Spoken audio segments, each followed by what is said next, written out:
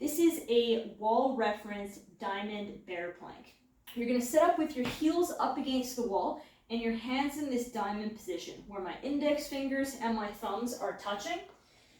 So in this all fours position, knees start roughly below the hips, hands below the shoulders. I'm going to initiate the movement by pushing through that inner part of my hand.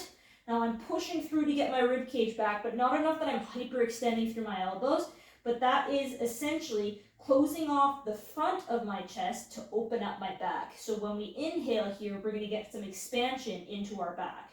So from here, I'm going to lean forward, keeping that push, and notice that I've got some rounding in my back here, and I'm simply going to breathe here. I'm going to start with a slow, fogging exhale, all the air out till I feel some side core. Keep that tension as best as you can as you inhale. And you'll feel that air go into your back. Exhale. Pause, keep that tension. Soft, slow inhale.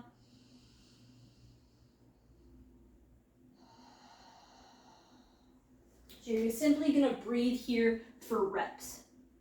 Now, if you want to make this even harder, what we're going to do is we're going to elevate our knees off of the floor. So that same setup, except now make sure that your arms really don't hyperextend. So I've got a little bit of a soft bend there, pushing through still. Now I'm going to hover off the floor. Now make sure that I keep my center of mass and my weight over my hands here as I breathe. Same thing.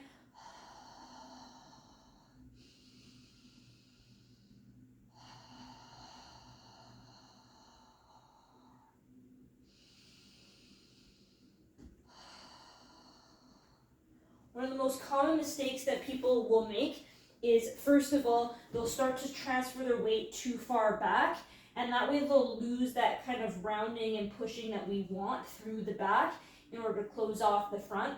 In particular, that will happen on the more advanced version where people will start to kick away, so really make sure that you keep forward and that pressure through that inner part of your hand.